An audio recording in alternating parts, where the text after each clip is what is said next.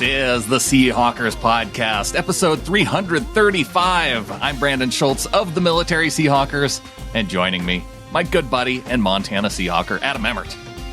Yeah, man, a little more off-season content for y'all. Aren't you excited? You're probably excited. They better be excited. This is going to be a jam-packed show filled with off-season content. Absolutely, yeah. We even brought in one of the best of the little flockers. Yeah, Dave Bloomquist going to be joining us to break down the schedule, and we've got stuff to talk about in terms of DK Metcalf and his off-season activities. Pete Carroll went on the Rich Eisen show, so we have that content to talk about. And then, you know, we got our do better and better at life. It's going to be a full show. It's going to be a full show. I guess we're starting out with DK. Yeah, because DK, he ran really fast in a race.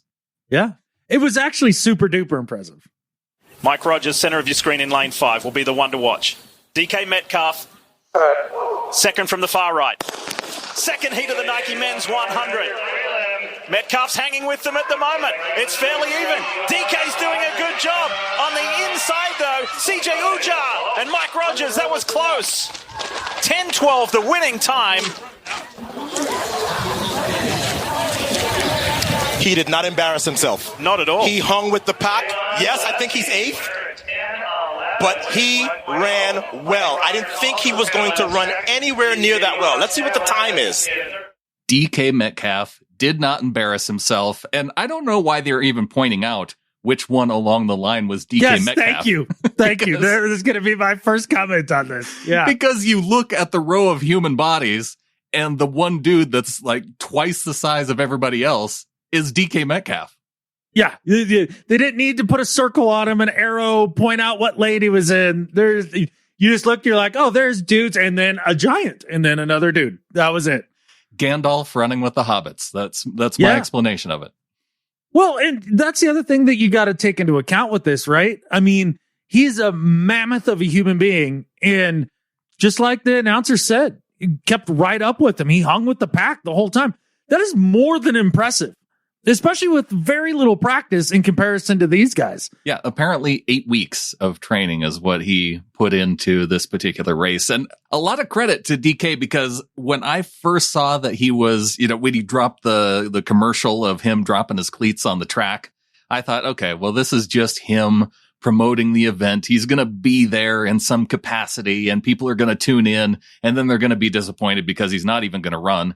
And then when it started coming out that, oh, he's actually registered for this race. And then I start to see a lot of track people saying, oh, well, yeah, he's going to be out there. But yeah, prepare for him to essentially embarrass himself and run like a 10-5 or something slower. But no, he was right there with the rest of the pack. And yes, he did finish last in his heat, but it was like alongside another dude. Absolutely. And I would like to see round 2 of this go down where all of these same guys throw on a set of pads and a helmet and then run it. They might run faster because they know that they might actually be tackled from behind. Oh, well, there's that. Yeah, I was saying even just straight up in lanes, you know, still do a regular race, yeah, but have them all throw on pads and let's see who comes in first then. Yeah, or look over your shoulder as you're running and try and catch a pass from Russell Wilson. No, it was super impressive. And I mean, it's one of those things that it was cool to see DK push himself in a different kind of way. And we've heard Pete talk about it, and we hear him in an interview with Rich Eisen this week as well. You kind of dive into it, and just, you know, he's an impressive human being, and he's not just a one-dimensional guy. No, and we talked about the size difference, and there was that question after he ran the race of if this was something that he would consider doing. And maybe even going as far to lose a little weight so he could actually be even more competitive in the sport. Does this tell you that you should come back, you should train, maybe try to lose some of that weight for track season and make a team in the future? You think about it? No, I got mini camp to go to. So, man, like I said, just excited, man.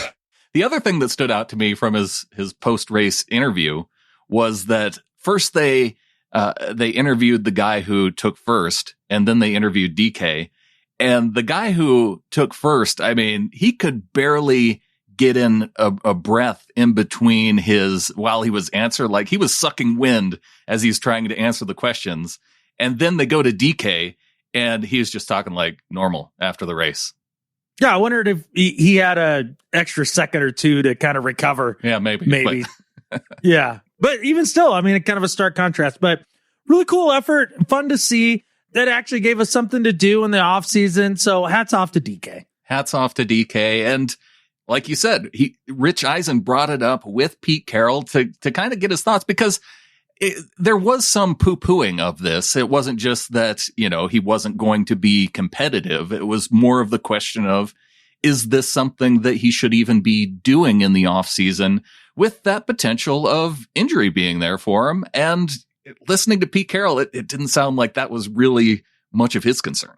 As you just saw, look at how he was able to apply his skills and his background in such a limited background in track and look like that. And just be competitive, and just in the race, give him a couple more finishes under his belt. He might have been a little bit looser, a little bit smoother. He might have been right in the front of that thing. He wasn't far enough behind to do anything but to scare you, that he could have.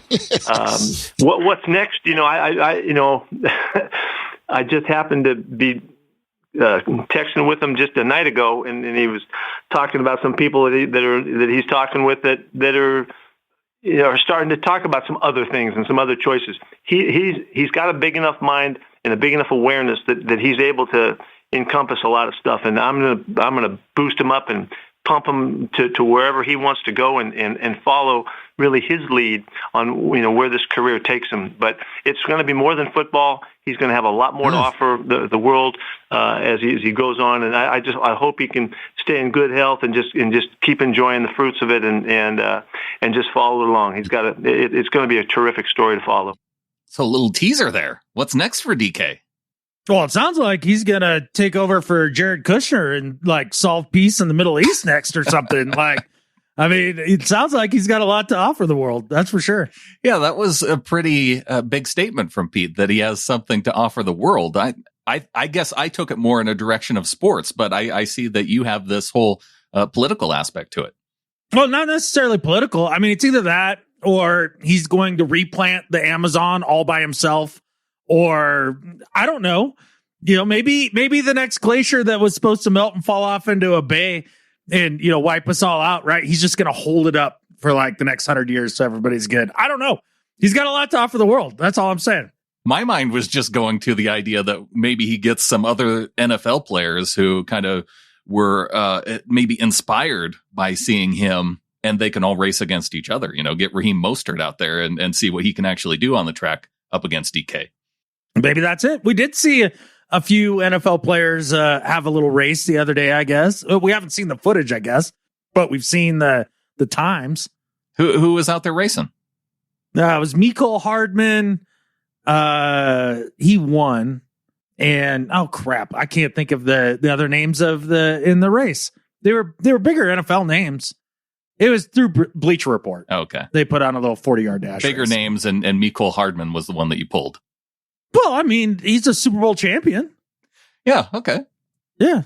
But it is kind of funny just how much this transcended not just Seahawks football, but NFL and even the sports world as a whole, because, I mean, you started to see the highlights going back of DK running down Budda Baker, and, you see other teams and players really taking note of what DK was doing. And Pete Carroll talked about in one of the rookie minicamp pressers that he went out back with his kids, and the kids were running races because they saw DK running in the race. So yeah, it's cool. Yeah. Cool overall. And, hats off to DK. And, if he gets injured, I guess we'll just trade for Julio. So you know what? I want to talk more about Julio. Let's do that after schedule though. Okay. I want to get more of because Pete was on Rich Eisen. And, some of the not cool stuff that we dealt with this offseason was hearing about Russell Wilson. And now we're just going to get to the point to where Pete's going to be asked about this whenever he goes on any kind of national show for the first time. Or, maybe it's just going to continue to be brought up as a potential story. But here's Pete trying to shut it down once again. The little bit that he said carried so much airtime that it became bigger than life. Throughout the whole process, Russell, we've always been connected. We've always been talking. We've never not been in communication, and we weren't at all at this time either. And a couple things that came out got magnified, and the questions came out, and there was a couple things. He was frustrated when he was talking, just like any of us can sometimes emphasize something that's on the top of our mind, and it can be played differently than it really played itself out. We've had a really good offseason of working, and there was an ongoing media discussion that I did not take part in. John and I did not. We refused to be party to that.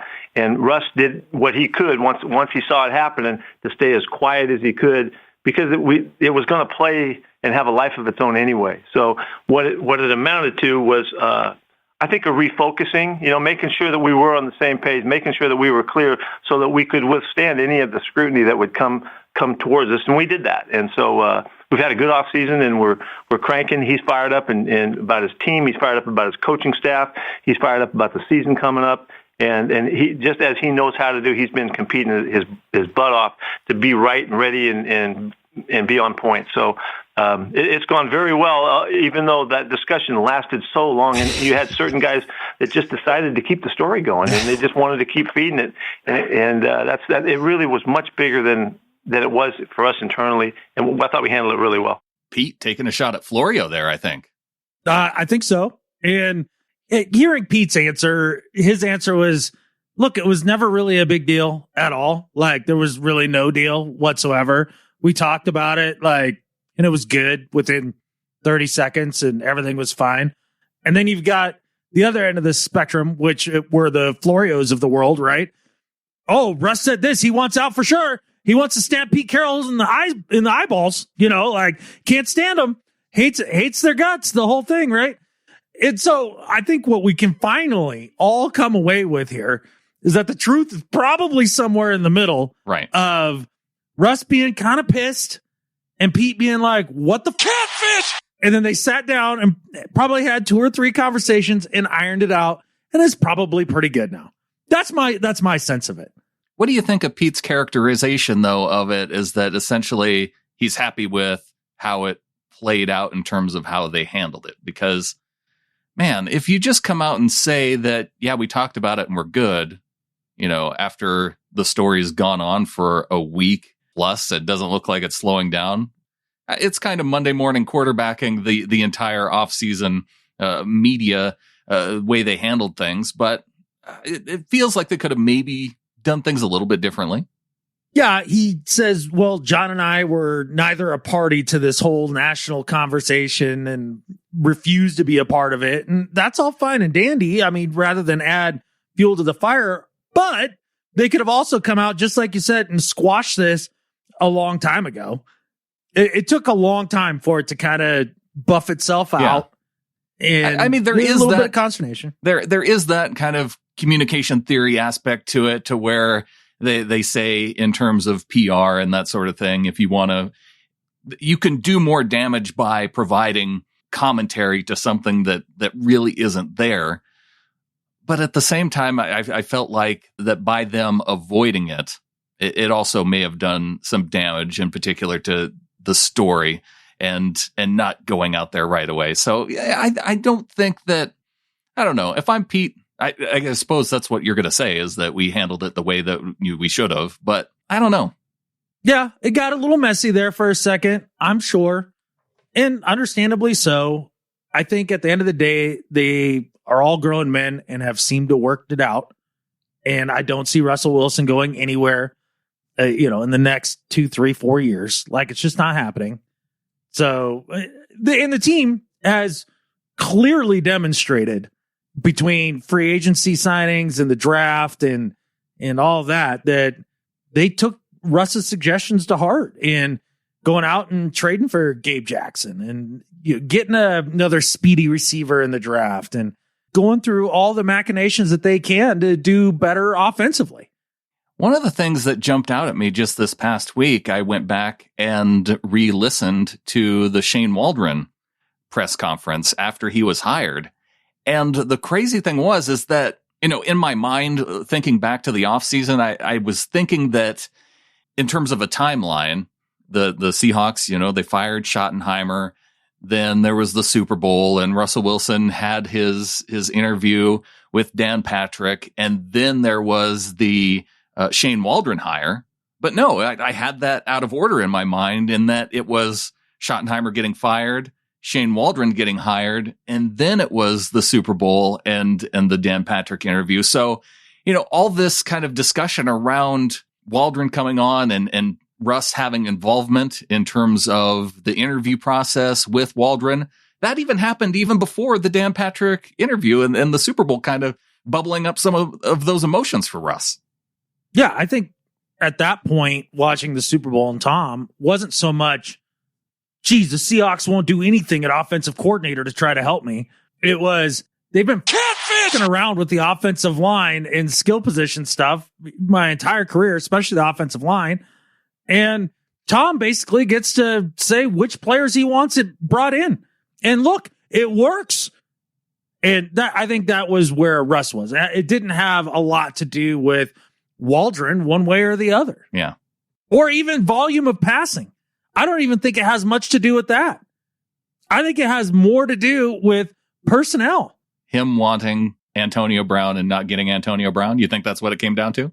I think that's part of it. Or just, it doesn't even have to be Antonio Brown, right? Just, he sees Tom, and the other guys are watching this as well, and go out there and be like, nope, I want this guy. I want this. I want Gronk brought back in. I want Antonio Brown brought in. I want, playoff Lenny. This is what I want. And then they go out and they do it. And they just want that same sort of control, because quarterbacks are control freaks.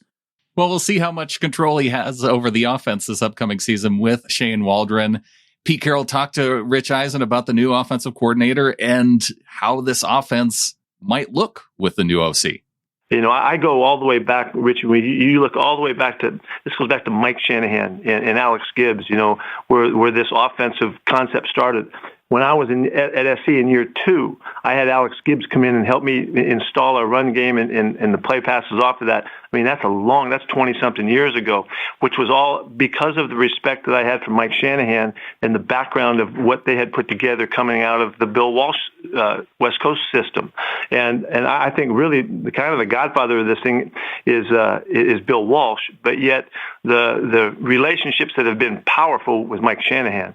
And so what I'm saying is they have influenced Kyle, they've influenced Sean down in L.A., so many guys all over the league now with a real discipline about their style of coaching, and that applies to a lot of different schemes. So that's what we're really excited about Shane bringing in is the mentality of how to make things really sharp and really precise and really clean and varied as well. And then adapt it to our people and our QB and all of that. And we're having a blast. I mean, I'm having so much fun because I feel like I'm more connected to the heart of where it all comes from. And Shane doesn't even know. I mean, he's such a young guy. I mean, he knows who Mike Shanahan is, but he has never really, have the direct influence as much as a lot of guys. But it's really exciting for me. And I love tapping into it because I've been a student of it for a long time.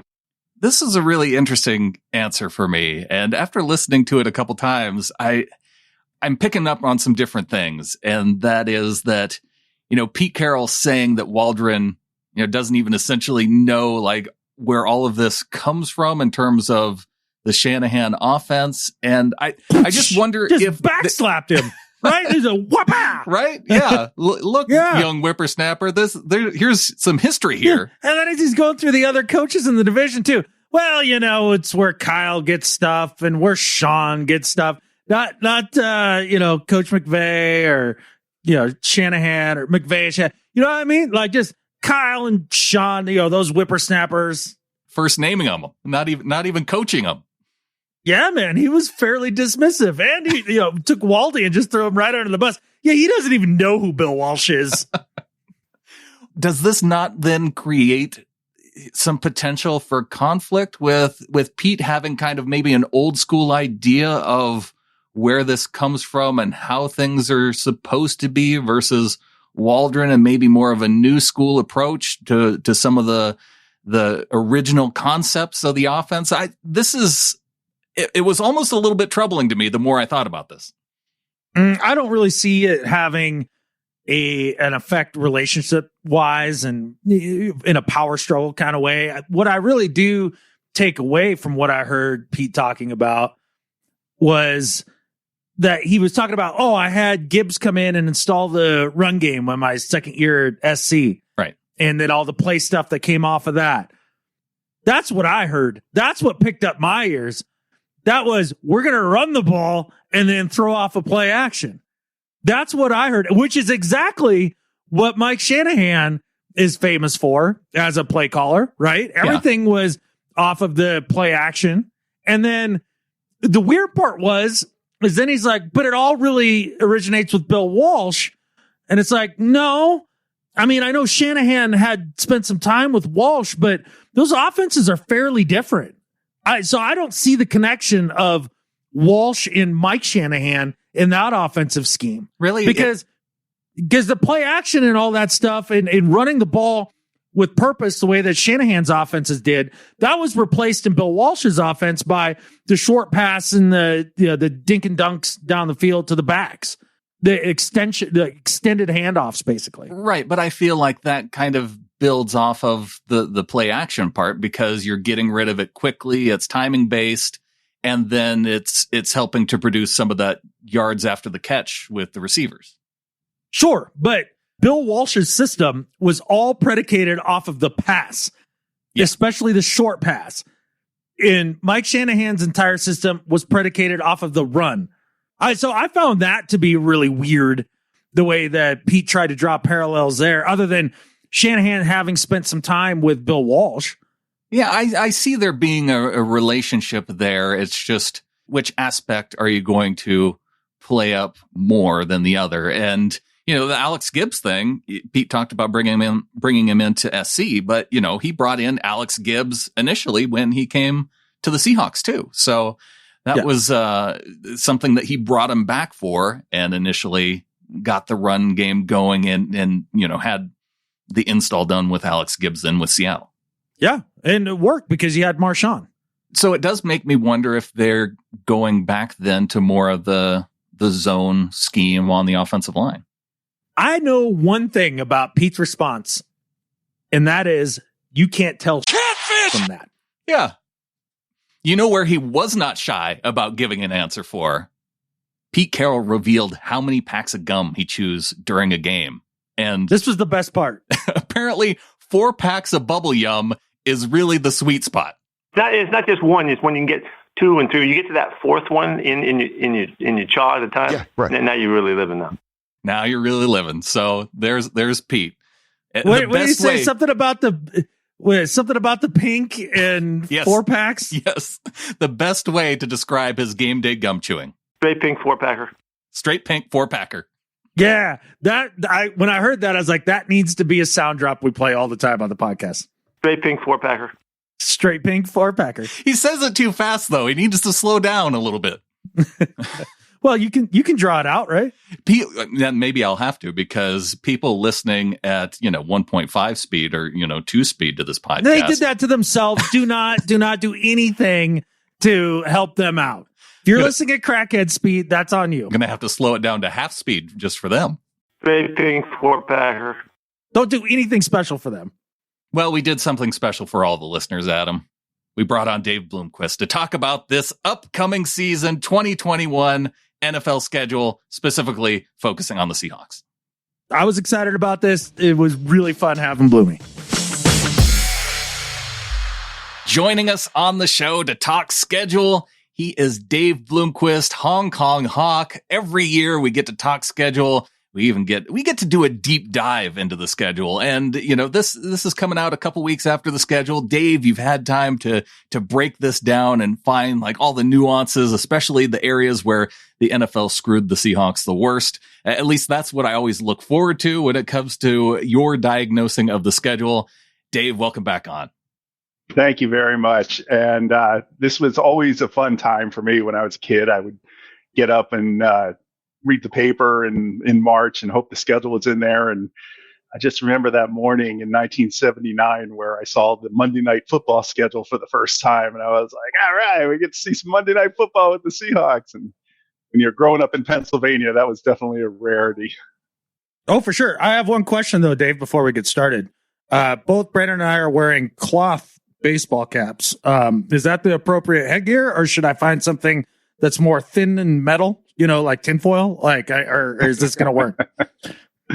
Well, you take what you want out of it. All right. Fair enough.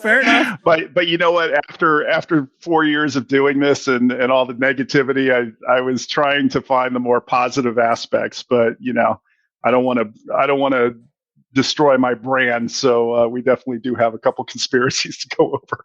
Good. Always stay on brand. Yes. Yeah, we always stay on brand. And when it comes to conspiracies, you've been on top of this, Dave, for a while. The conspiracy of NFL having to happen in LA. And I want to know, just even based on your schedule, before we get into the Seahawks stuff, is this conspiracy in your mind alive and well when you look at the schedule? Yes, it is. Because when you look at it, if you have spent $2 billion on a stadium and offices and a little fun park or whatever the hell they're doing out there, it's got to work. You can't abandon this stadium after 10 years like you have for the last couple runs that they had in LA. So over the past couple of years, everything from phantom pass interference calls to really favorable matchups, to the NFL's marketing arm, which is the NFL, or the Rams marketing arm, which is the NFL, is they're just always doing favors for the Rams. So this year, though, I actually found something that really blew my mind, is the Seattle Rams game is after a Rams Monday Night Football game. So they're getting the short week against Seattle, which is whoa, that never happens. Last year, if you remember our really bad run in the middle of the season, the last game of that bad run was a game in LA after we traveled from Buffalo, and LA just happened to come off their bye week. And I know that, Adam, go ahead, put your hat on. When the Seahawks play tired, they don't play well. They get worn out. They have since they started playing 3 more games than every other team for the last 10 years. And when you're playing games against teams with more rest, you're just not going to play as well. And that's been proven. I know, and you're always on top of this. But just to be clear, though, so the game that the Seahawks play against the Rams, and the Rams have the Monday night game, that's the one that's... So week 14, they play on Monday night, and then week 15... it's Seahawks at LA. The Rams game in, they don't play on Monday night, then play on Thursday night against Seattle. Oh, no, you're right. So the Rams play their week 14 game on Monday night, and then they play us. So a little bit of a favorable note there then. Although I guess that would be, they're staying at home back-to-back weeks, but yeah. Yeah. And, when it comes right down to it, that's just working out for us for the first time in a while, which is awesome. But another thing I wanted to touch on, which really made me happy, was when you had your original schedule release show, you took a call from Tim Moon, and he was talking about the Houston game on 12/12. Yes. Now, is that the most perfect time to meet? I think so. I think this is the one that we're planning for the road game, because yes, on 12/12, it makes it easy for everybody to circle that on their calendar. And plus, tickets in Houston in December. I mean, how many wins are the Texans going to have by December 12th? I think that's going to be an easy ticket for everybody to get to. Yeah, they should have less wins than Deshaun Watson lawsuits. There's no doubt about that. And I really think that this is a good game to go to and for us all to meet up at. Brandon actually gave me a call, and he's like, what do you think about going to the Houston game? And I was like, yeah, that sounds great, except for it's in Houston. I don't really care to go down south, if I can avoid it. But 12/12, beginning of December, get out of the snow. Watch them, wipe the field with the Davis kid from Stanford they drafted. And yeah, should be a good time. And maybe we could even get a private plane from Brian Shaw to fly us all down there. You think he can just fly around and just stop in individual cities and then pick us up? He'd be like our own private pilot? Yeah, as long as he originates from Hong Kong, that would be awesome. Yeah. Or, he could pick us up first. Then we go to Hong Kong, hang out for a little bit, and then go to Houston. And then make it a real trip. I would love that. That would be awesome. Now we're schedule planning on the show. I just wanted to get it out there. The 12-12 in Houston, our official road game. That's where we're going to be this year, and that's going to be the plan. And Brian's flying us. And Brian's flying us. Brian, now you're on the hook for flying us. Thanks, bud. So going back to the schedule, there's one thing that jumped out to me was that there's only 2 games that start at the 10 a.m. Pacific time slot. And, especially after past years, especially when you're playing East Coast games, that's something that you look for. Although they've done really well in that time slot, there's just 2 of those games this year. Yeah, I think we really lucked out with that too, because there are 6 of those opponents on the road that normally do play 10 a.m. games. So because we have a couple of the national games thrown in there, a couple Sunday night games, and then some teams actually went ahead and scheduled the 4 o'clock game or the 1 o'clock game Pacific time. Right. 3 a.m. How's that? Yeah. We can confuse everybody and go by Hong Kong time. Yeah. So, I think, and that's kind of where you could take your tin hat off, because we always used to get those 10 o'clock games at 10 o'clock. And you're right, Brandon. We won a couple 10 o'clock games over the last couple of years, but we also lost a few of those, like that Buffalo game last year. So, yeah, I think that had to do more with the team than the schedule, but who knows? Oh, really? Not the idea that teams figured out they just need to play cover 2 and just put 2 safeties high, and then we couldn't score. That wasn't the reason. It's about that time that happened. It's probably, you're right. It was probably the start time. Yeah. Okay. We're watching a video feed of you two, and I just saw you crumple that tin hat up. So, So I'm gonna get it back on for you.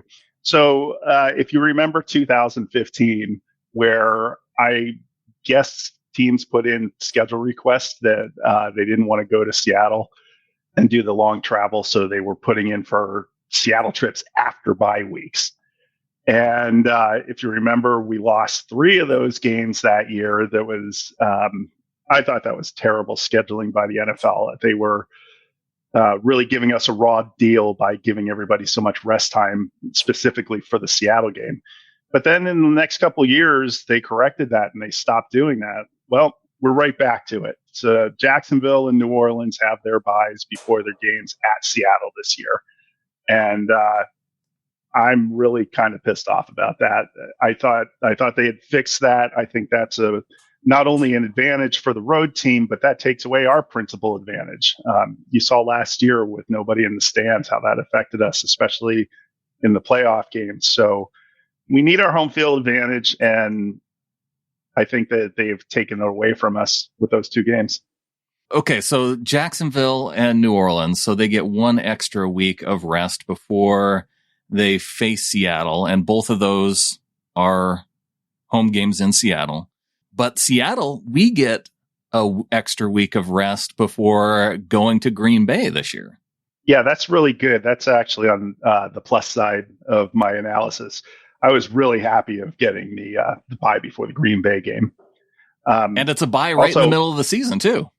Yeah, and actually, I want to go back to that Jacksonville game. We also come off of a short week in addition to their bye. So they're really giving a team that needs an advantage, they're giving them an extra advantage. So that's back-to-back weeks, because Saints is Monday night in week 7, and then it's Jacksonville in week 8.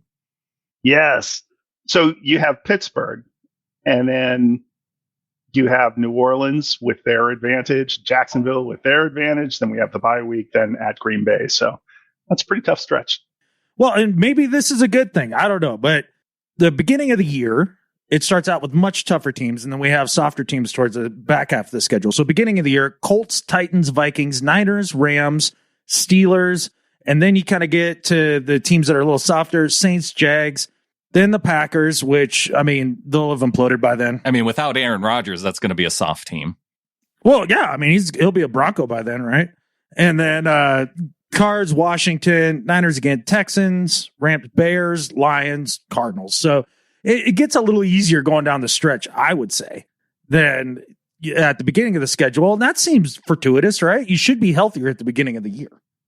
Yeah, and on that note, 4 of our first 6 are on the road. And then we have another 4 out of 6 on the road later in the season, starting after the bye week. And last year when we had 4 out of 6 on the road, again, that didn't really bode too well for us. But at least it happens in the beginning of the season. And you bring up the Rodgers thing. I'm not completely convinced that he's not going to be a Packer, but we can hope. But we're trying to speak this into existence. It's we don't believe it either. It's just if we keep talking about it, maybe it'll happen.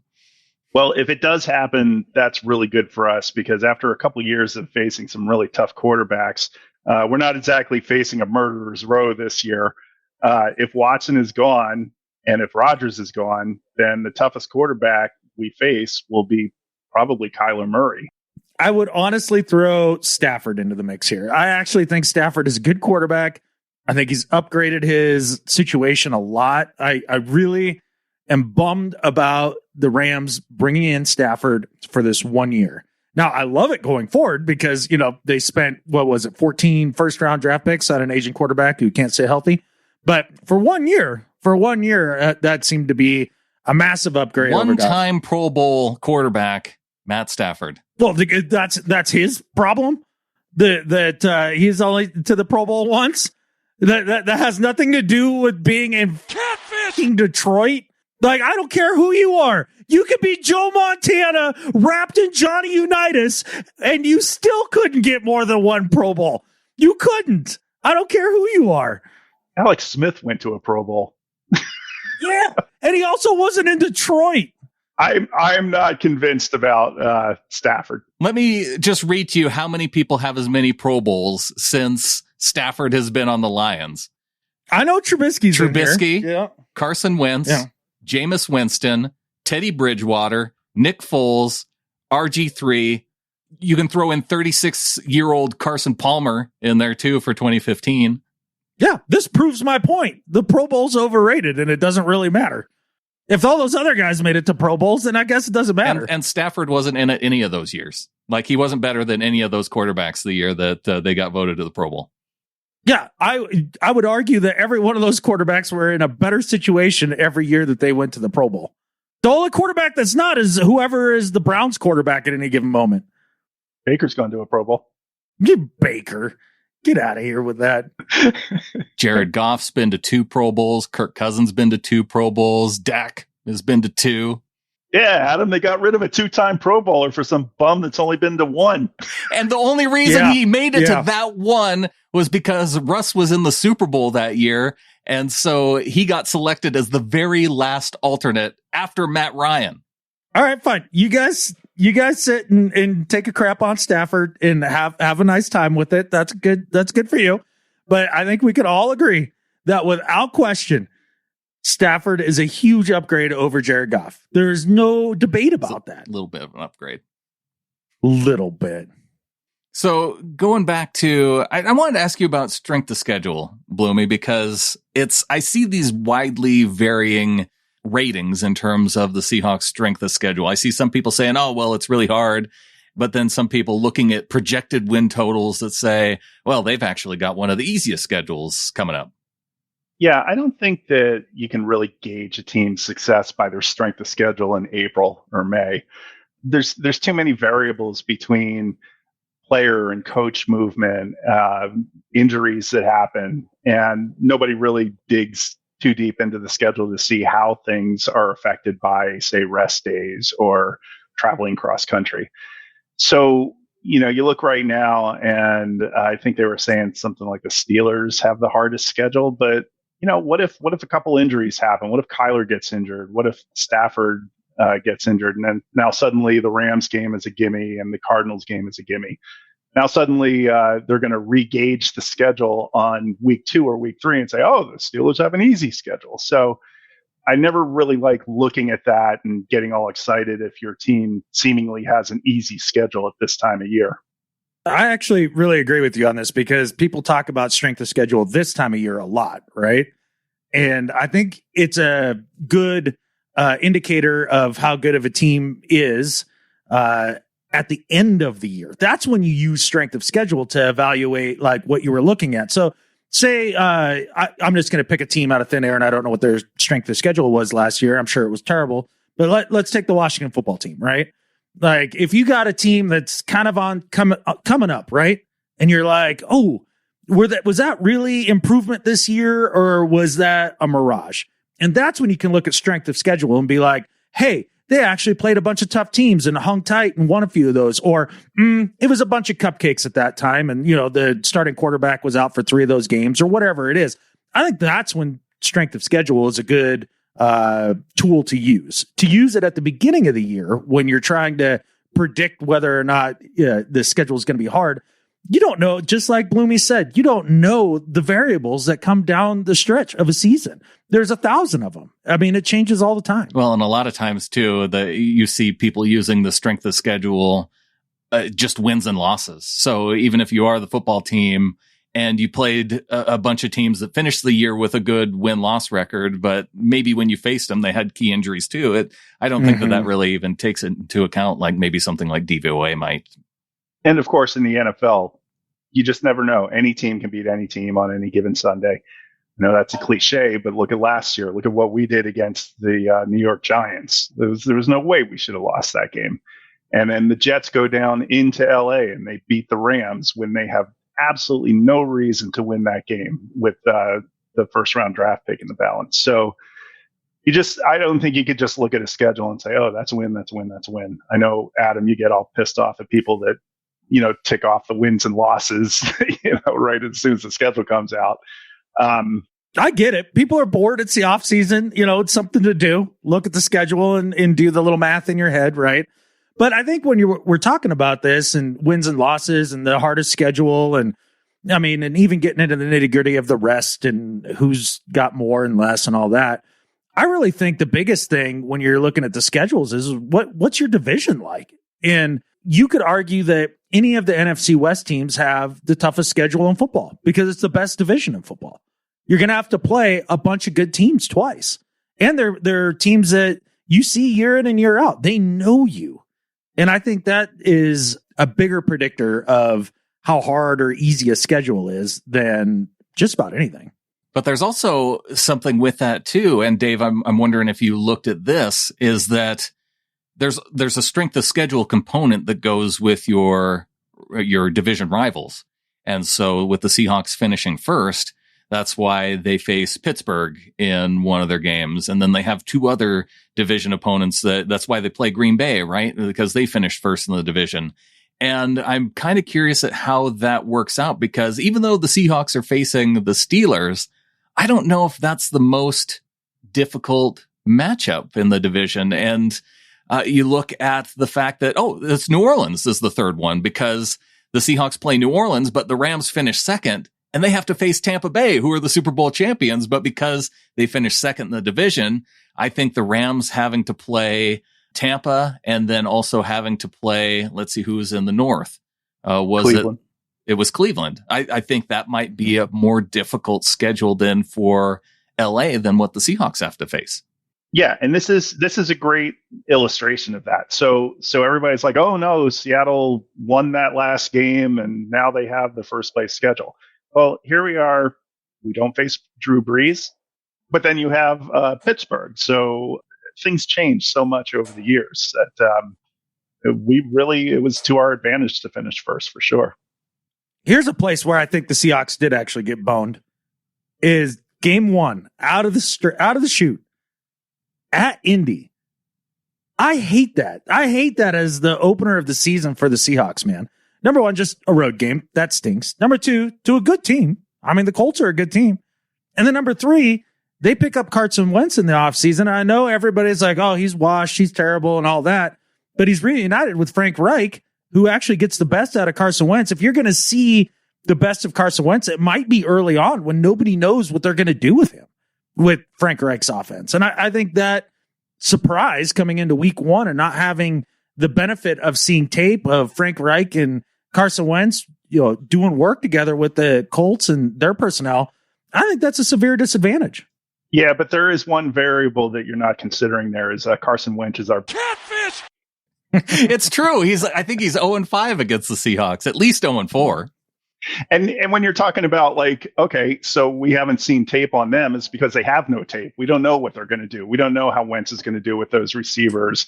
You know, they're trying to make this running game with Jonathan Taylor. It's like maybe Wentz is just going to be their Goff. So I'm definitely, I don't like the opening up on the road. It's kind of weird that we always open up against teams from the AFC too, like Miami, Cincinnati, and now the Colts. So, you know, kind of get that interconference out of the way. But I'm not super worried about Wentz quite yet. Yeah, 0-4 in the regular season, 0-5 if you count the playoffs. Well, even a blind squirrel finds a nut once in a while, okay? And so road game being the Texans, I think the Titans being the home opener, I think this is the one that we go to, Adam. It'll be nice weather, and I think we do the opener for the podcast. Yeah, I like that idea because that's an interesting matchup against the Titans, and it's really going to show us kind of early on was that defensive improvement towards the back end of the year, especially against the pass. Was that a mirage or was that something that's real? Because Tannehill can light you up for that 1 or 2 bombs a game, running off of the play action with Derrick Henry. It's also going to show us a lot about how much do we miss Jared and Reed in the interior there, and are the improvements on the defensive line that we're all stoked about, are they for real? That's going to be an intriguing game. So I actually had Derrick Henry in my fantasy team last year, and he's a slow starter. I think that's I was kind of happy when I saw we were having Tennessee early in the schedule because of that. Are there any other matchups that jump out to you that you want to talk about, Dave? Well, I actually did want to talk about our division rivals and how they did. We already touched on the Rams and, the Lambs. And and in my notes, I did say that finishing second was a huge difference for them. It's a difference between playing Baltimore, Philadelphia, Tampa Bay, and playing Pittsburgh, Washington, and New Orleans. It's just a more favorable schedule.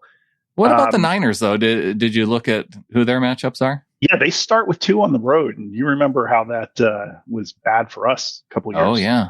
Now, I don't want to go against everything that I've just been saying for the last 10 minutes, but the end of the season, they get Cincinnati, Atlanta, and Houston. So that's a pretty favorable schedule after week 13, but they also play 5 of 8 on the road late in the season. So that's positive for us. Arizona got a really bad schedule. They are on the road 3 out of 4 to start the season. And their last 7 games are 1 o'clock, 10 o'clock, alternating home road. I never like that. I don't like, that's a lot. That's a lot to expect players to be up for. But I think that out of the 4 teams in our division, I think we got the best schedule, which is good. So have you taken a look then at how the Seahawks maybe stack up against, or maybe you just have like the best and worst schedules, but I know you generally look at this, Dave, in terms of who got the best deal in terms of rest days and who got the worst deal in terms of rest days league-wide. Yeah, Carolina got the most rest days, and they don't go to the West Coast at all. They're pretty much an East Coast team this year. So it was interesting because there was an article by ESPN sport analytic writer Seth Waldron, and he actually called out this rest days, and he said, "Oh, rest days are so important." I was like, "Yeah, finally, 4 years later, validation." Chicago has one of the most crazy oddities I've seen in a while. They alternate home and road all season. Home road, home road, home road. Oh, wow. If that happened with Seattle, that would be a real problem because of the flights and the having to go back east to west. But since Chicago is right in the middle of the country, they're never going to have to really have long flights. So I don't think that was really bad. It's probably good not to play 2 straight road games at any time during the season. So they probably came out pretty good. This is the best. I love this. The worst schedule is the Cheatriots. They have to face 3 teams off of the bye. In the mid-season, they're 5 of 7 games on the road, and their bye isn't until week 14. So they're going to be one tired bunch, and I love that. I hope they fail miserably again. I thought I would soften on him when, feel bad for him a little when everything was over, but no, I'm relishing in this. Your Patriots hate is still as high as it was even when Brady was there. Burns like the sun. Well, I think the biggest thing, though, my one takeaway that we really haven't talked about yet that I think is going to play a big part in this is that we're going back to games, Dave. We are going to have fans in the stands in 2021.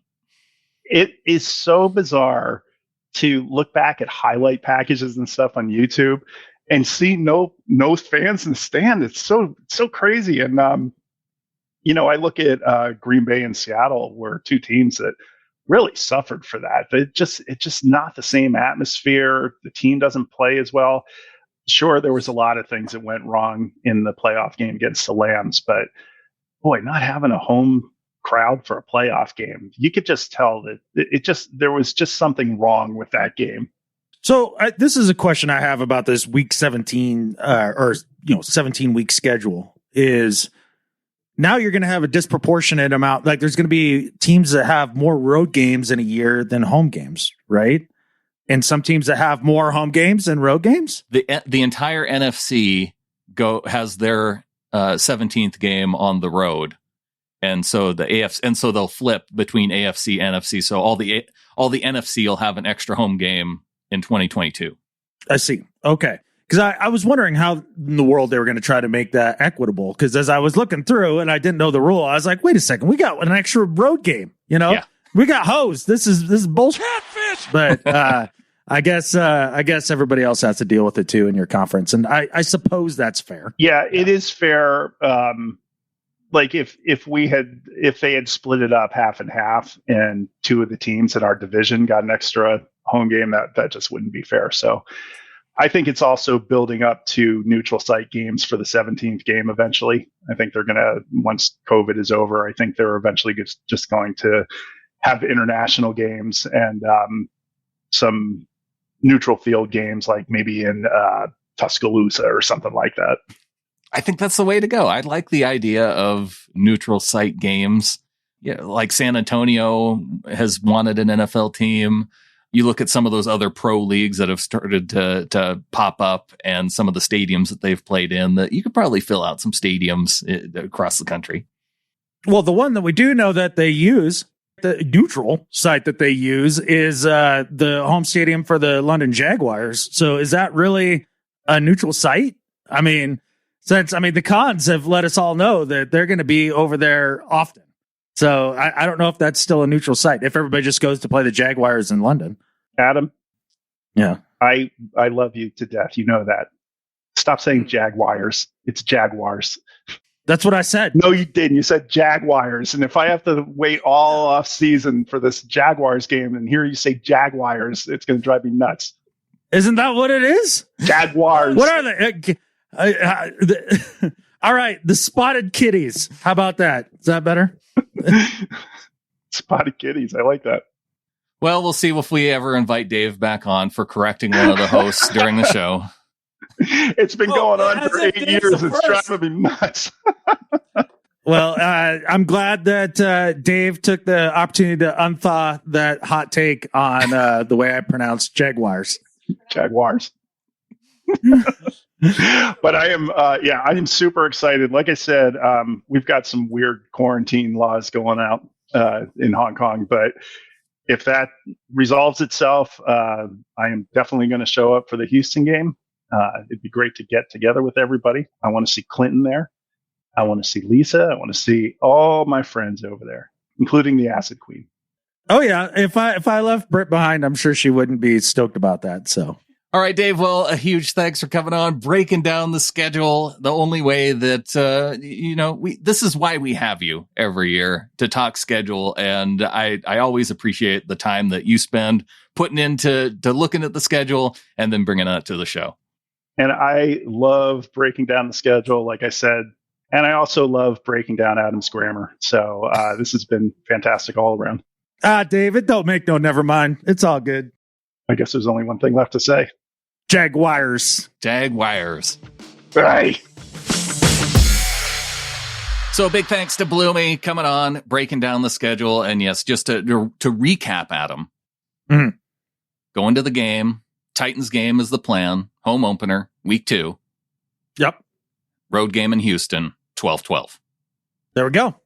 And maybe the Broncos preseason game, not nailed that down yet. That might be unlikely. Preseason, traveling out, you take the camper out to Washington, park it at a campground, then you roll into Seattle to watch a game. And you can do some outdoor stuff while you're out there and make a little vacation out of it. Brittany and I just kind of did that on a work trip. I know. Yeah. So. Okay. I'm just saying, I don't know how many, spare days I'm going to have here. You got to capitalize. Already planning out to August. That's cool. You do it all the time. You've already got me roped into a December plan. I don't want to hear catfish.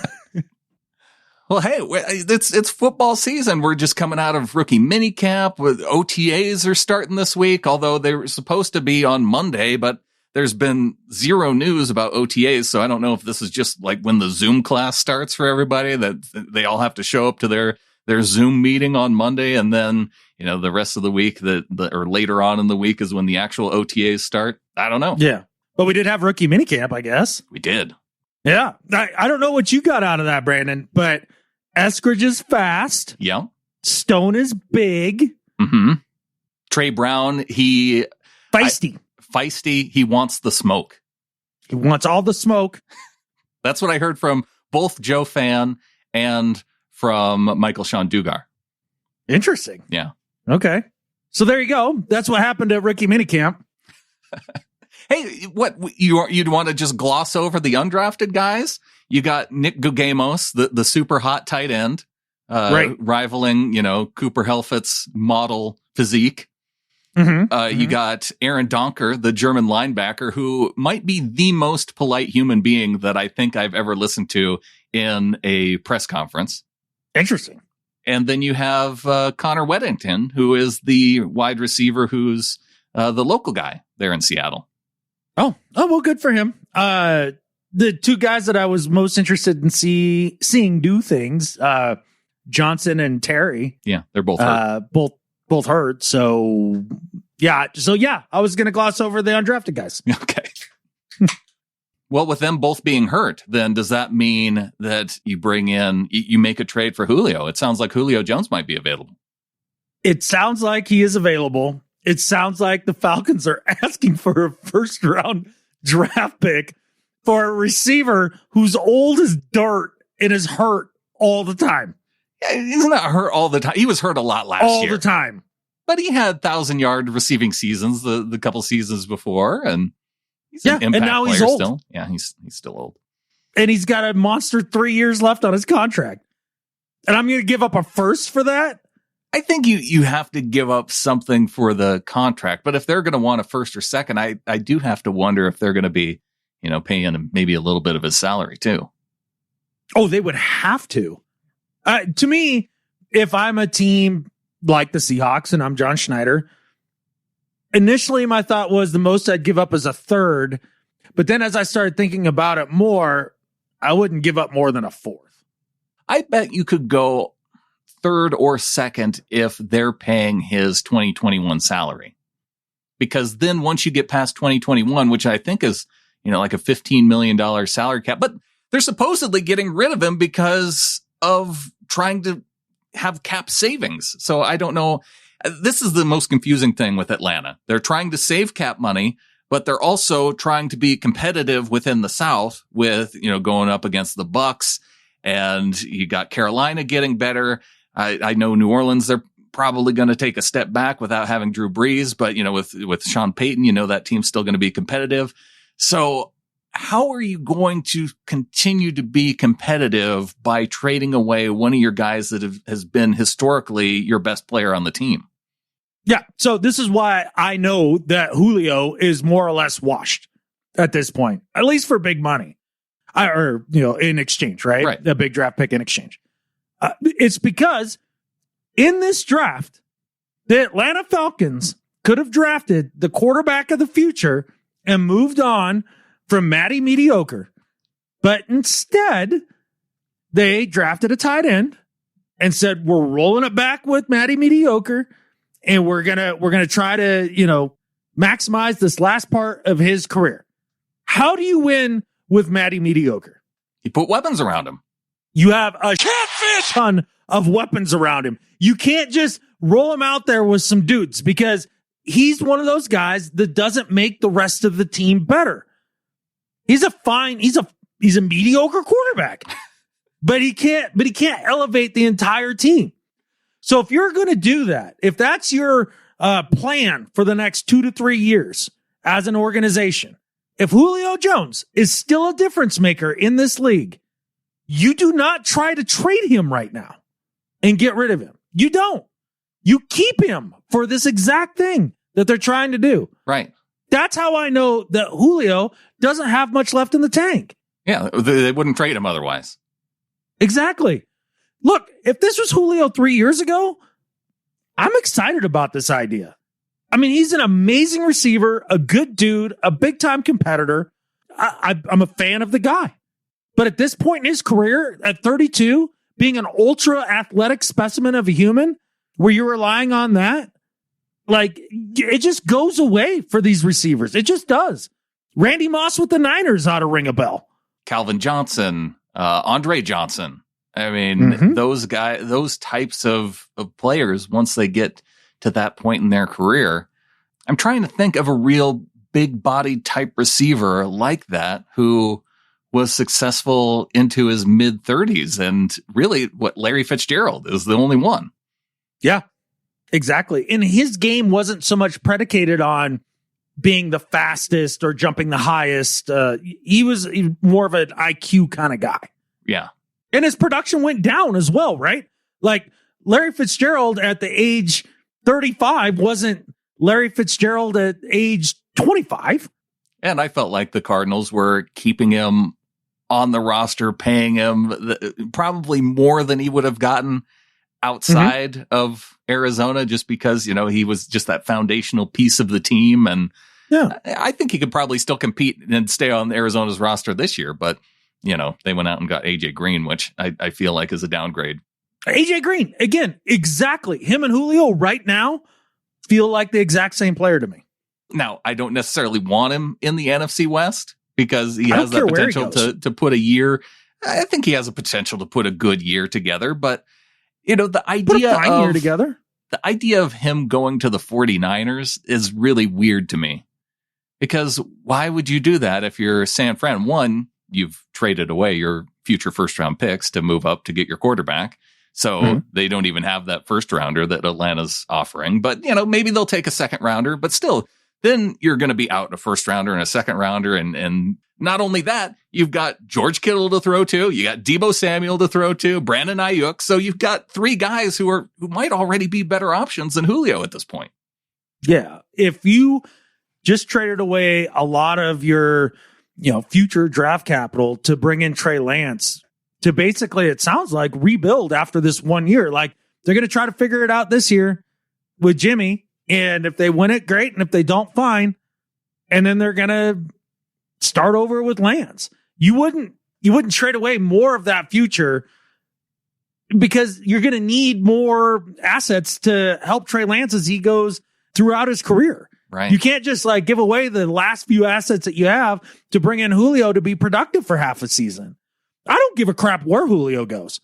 He'll be fine, but I just don't think he's that difference maker of a receiver anymore. And it all goes back to the clue of why would Atlanta trade him? Because they would need him to be competitive within the division this year. So that makes a lot of sense to me. One guy, I don't know if it really makes sense for the Washington football team to get rid of. They released Morgan Moses, their right tackle. And yeah, I guess they drafted Sam Cosmi out of Texas, and maybe they see him filling in at right tackle. But yeah, to release a veteran right tackle who is, he's not a Pro Bowler. He's just kind of your solid dude at right tackle, and they move on from him. Seems like he's a well-liked teammate. He's in his early 30s, and the football team's moving on from him. They tried to get a trade for him. I think it was a $7.5 million contract going into this year, but you see guys, taking, it seems like $5 million or below with the way the salary cap's pushed down this season. So maybe they felt that there was some value there. Maybe they were trying to get him to take a pay cut and he was saying no. And so now he's going to be on the open market. Yeah, I wouldn't be opposed to them bringing him in and having a little competition there with Shell and see what happens. I'm not sure he's a massive upgrade over Shell. No, he feels like, he's been a guy that's been sturdy over, just consistently able to be on the field. Not say totally healthy, but able to play 16 games consistently. Yep. One of your biggest talents is availability, right? Yeah. And I like that, that's a thought, is bringing him in and having more depth there at tackle. If you can fit it in under the cap and make a go of it, then do it. If they don't, am I going to be wringing my hands about it? Absolutely not. I think they're fine going into this season on the offensive line at this point. Yeah. And we'll see what happens. Well, we'll see. We'll see if that happens. Oh, I did notice, though, because one of the things that I always try and look for is there any team connection to a guy like that? Because obviously with Washington, you think back to some of the coaches that have been there, and McVay came from Washington, so has that connection there. Who's the Browns offensive coordinator? Former coach. Oh, the offensive coordinator for the Browns? Bill Callahan. Bill Callahan isn't with the Browns, but they don't really need a right tackle. The Rams don't really need a right tackle because they have Havenstein, another, pretty average dude. Mm-hmm. I think Conklin's with the Browns right now, so they don't need him. But Shane Waldron was the offensive quality control coach for Washington in 2016. So there is some connection there and maybe some familiarity with Morgan Moses. That's interesting. Well, I guess that's something to keep your eye on then. Yeah. Did you happen to see Kurt Warner's breakdown of the Seahawks offense on YouTube? No. All right. Well, I want to talk about this a little bit. So he broke down some of the offense from the last game of the season, the playoff game against the Rams, which, again, that looked like a lot like the last 8 games of the season, right? Offensively. Yeah. And he's kind of breaking it down and showing you just what exactly happened. And as I'm sitting there and watching it, we had this feeling watching the games that Russ wasn't reading the field well and was hesitant and just wasn't going in the right place with the football. I'll be catfish if you didn't start breaking down the film with Kurt Warner there and you're like, yeah, he's flat missing dudes. This wasn't a scheme problem.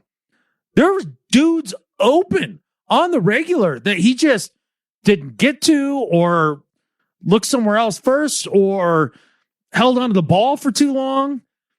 And so we hear this whole offseason, Russ is unhappy with the line. Russ is unhappy with not being able to cook. Russ is unhappy with, not being involved enough with the offensive coordinator, I guess, or whatever it is, right?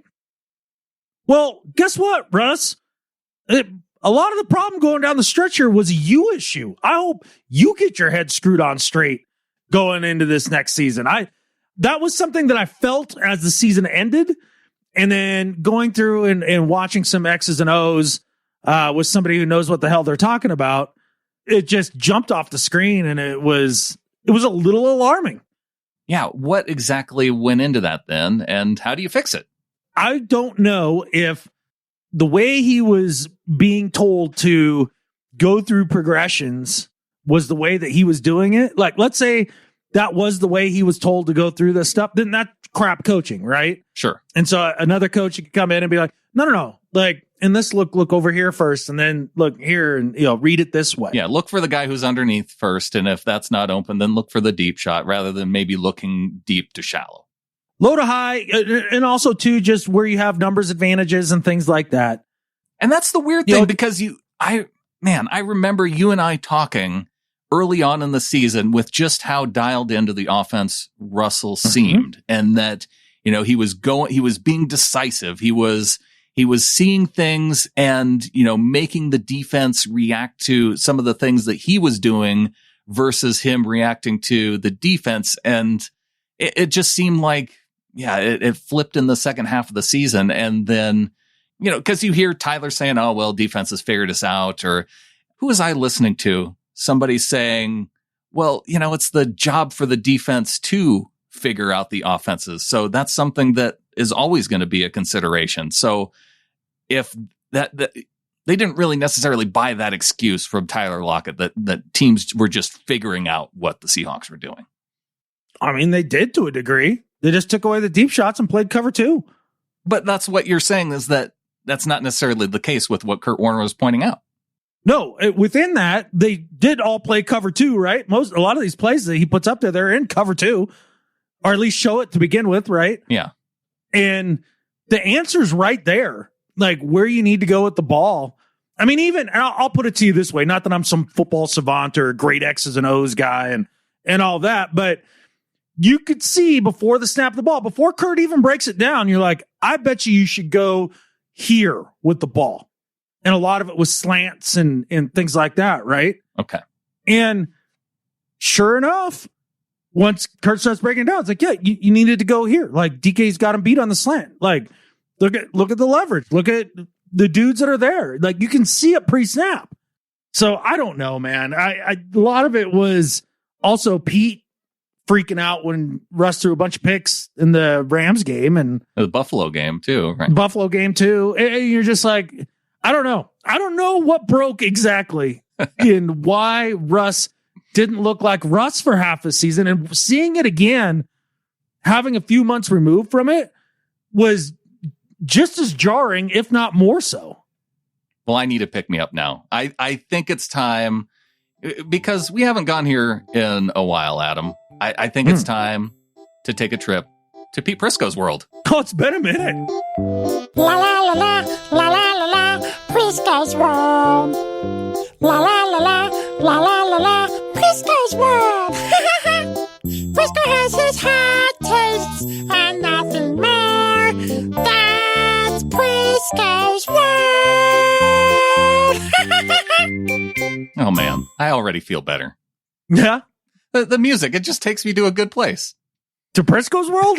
I'm not sure that's a good place to be. Well, it's, everything's a little bit different. It's not that it's a good place to be, but it's different.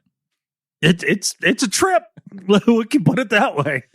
Well, Pete Prisco came out with his grades for the different draft classes. And this is always a good thing, is that when you see low grades for Seahawks drafts. And Pete Prisco gave the Seattle Seahawks a D with his draft grades, saying that their best pick was 6th round tackle Stone Forsythe, saying he's a good player with outstanding size at 6'8", 315 pounds. On a team that needs line help, he might play earlier than expected. Worst pick, with the offensive line a mess. Why not use their 2nd round pick on that or an offensive lineman?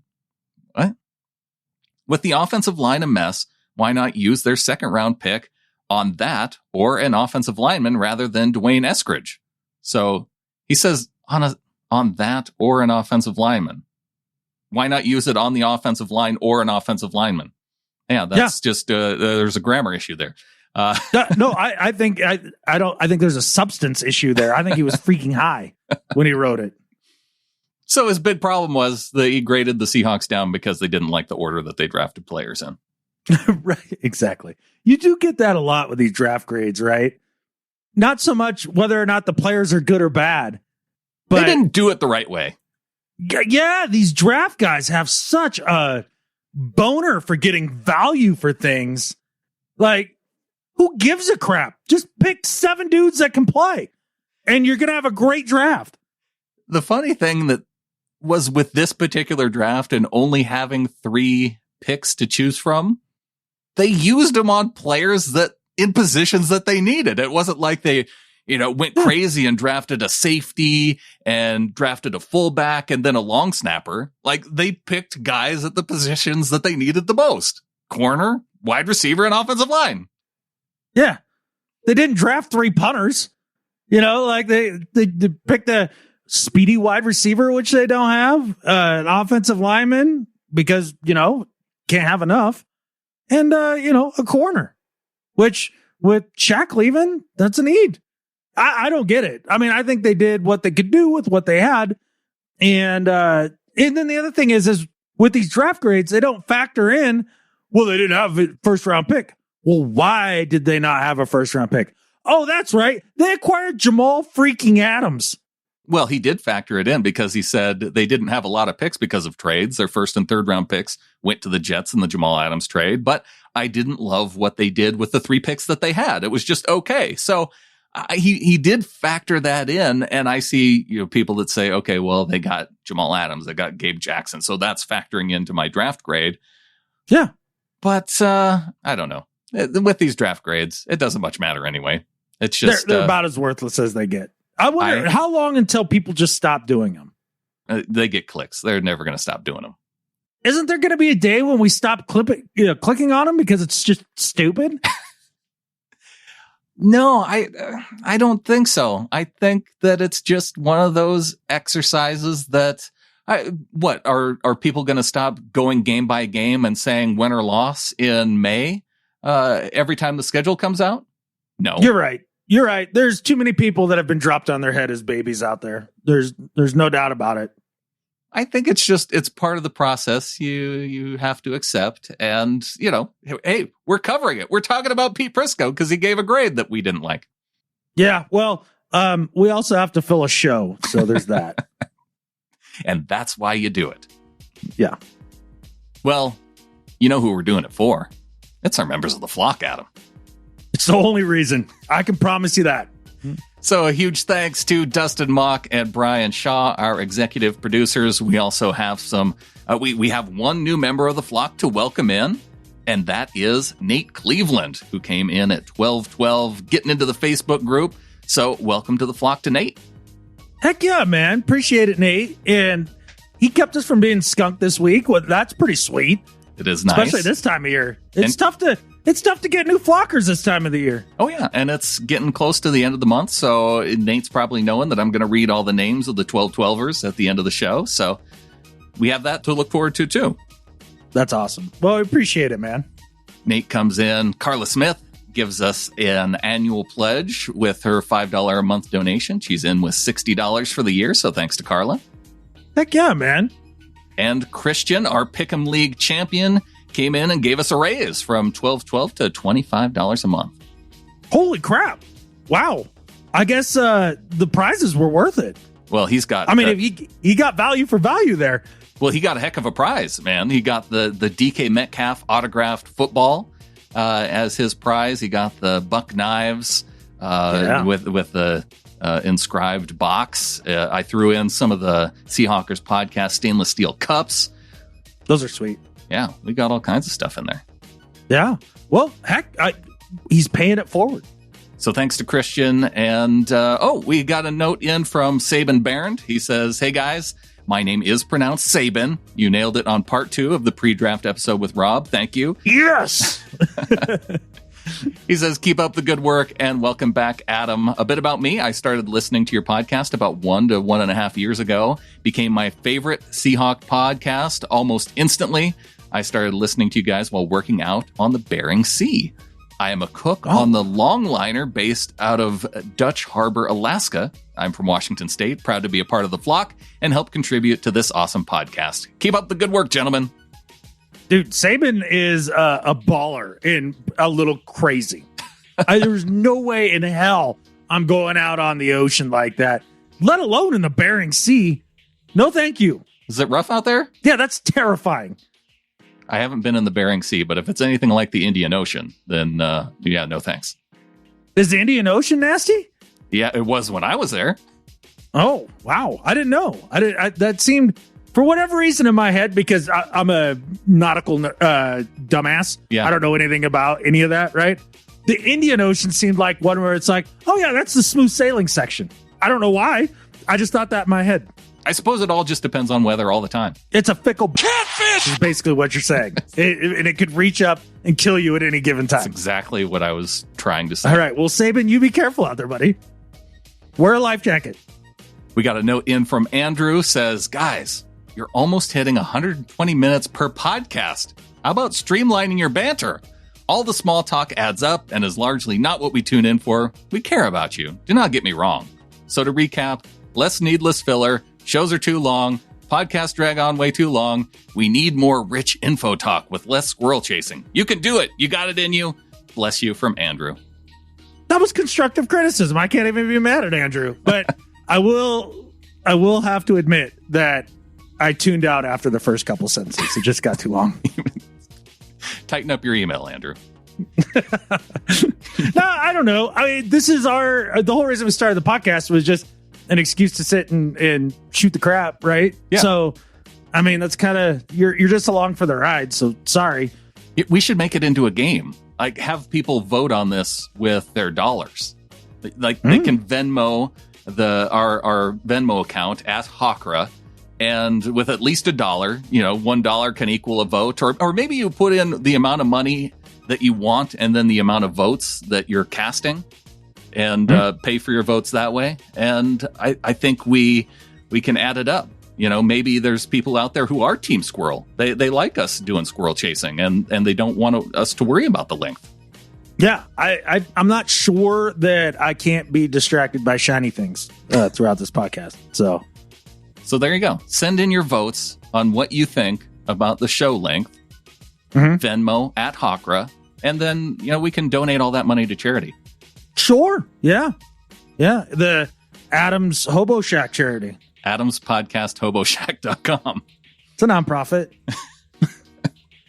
I did. I saw that the Fans for Good, they did a cool charity thing here recently that I donated podcast money for. They were raising money for Kurt Warner's the Seahawks. Kurt Warner. You were talking about the former Rams quarterback Kurt Warner earlier. That is correct. But his kids are adults now, and if you aren't familiar with Kurt Warner, both of his boys have autism.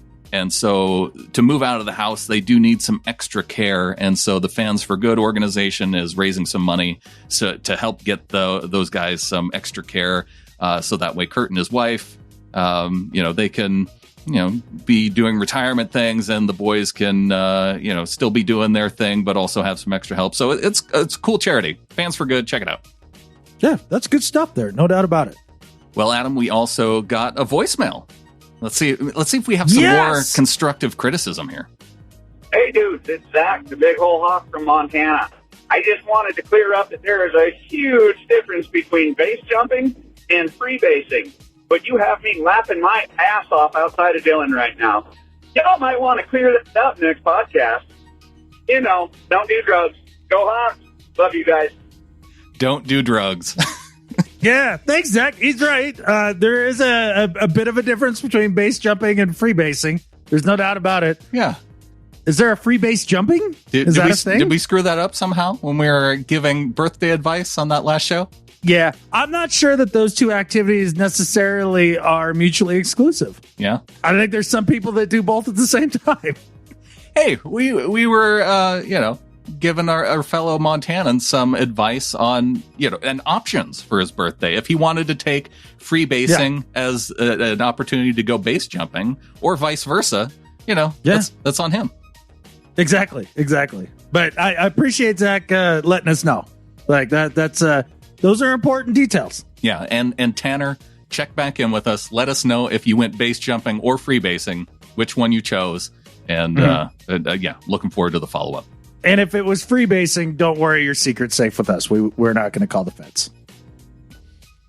Got a comment here from Chad Hawley, says, in reference to the Seahawks drafting a different type of cornerback, I don't think it can be understated that they went for a player that has the quote-unquote want to. When I watched Dunbar or Flowers, they played timid and almost were afraid to really cover the guy. Size means nothing if you don't have the balls to get up in the grill of a wide receiver. I remember the LOB being more about the attitude than the size. Go Hawks. There's a lot to be said about the idea of having that dog, right? That dog in you. And hey, man, if that's what Trey Brown brings to the table, I'm all about it. I am open to this really working well. Yeah, I'm excited to see how it's going to work out. I have no idea which way they're going to go, but there's a lot of competition at corner. So even if it helps, boost up some of the guys that may be more toward the top of the depth chart, then maybe it works out.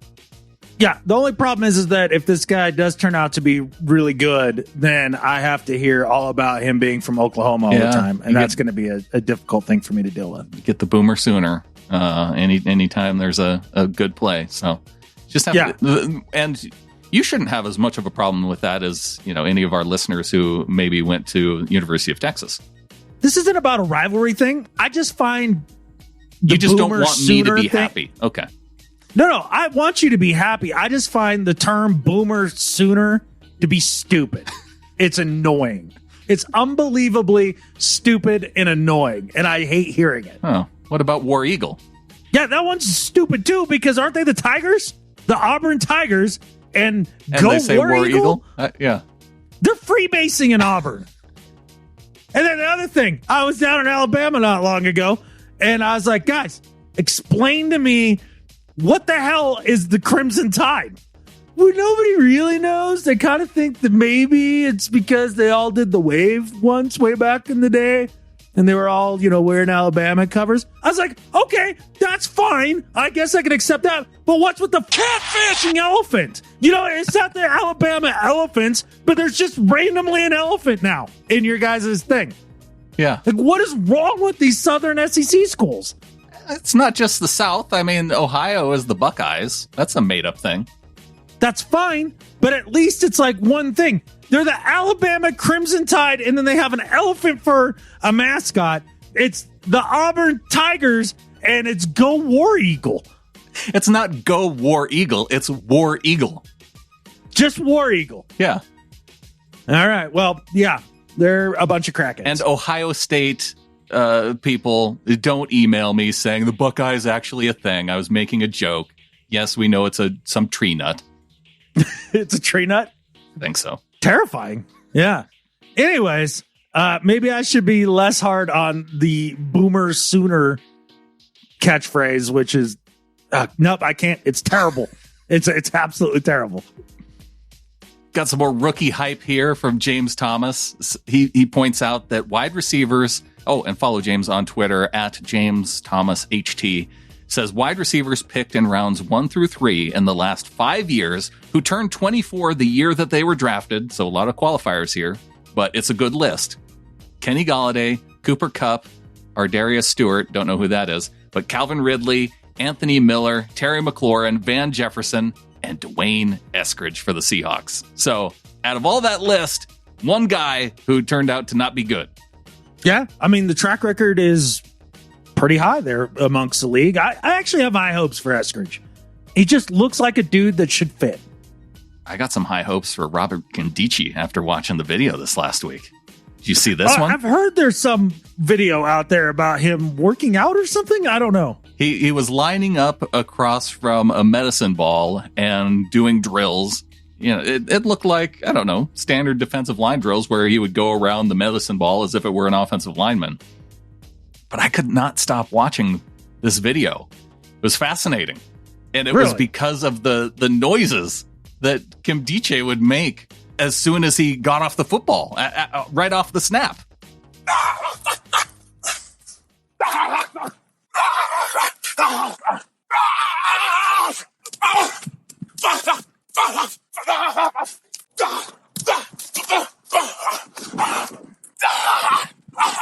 I think I just need to play this on a loop. I hope that you can hear this in stereo. I may have to put out this episode of the podcast just in stereo, just so people can hear this.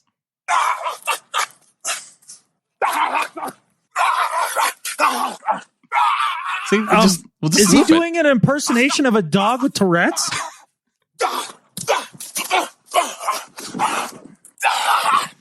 This is so good.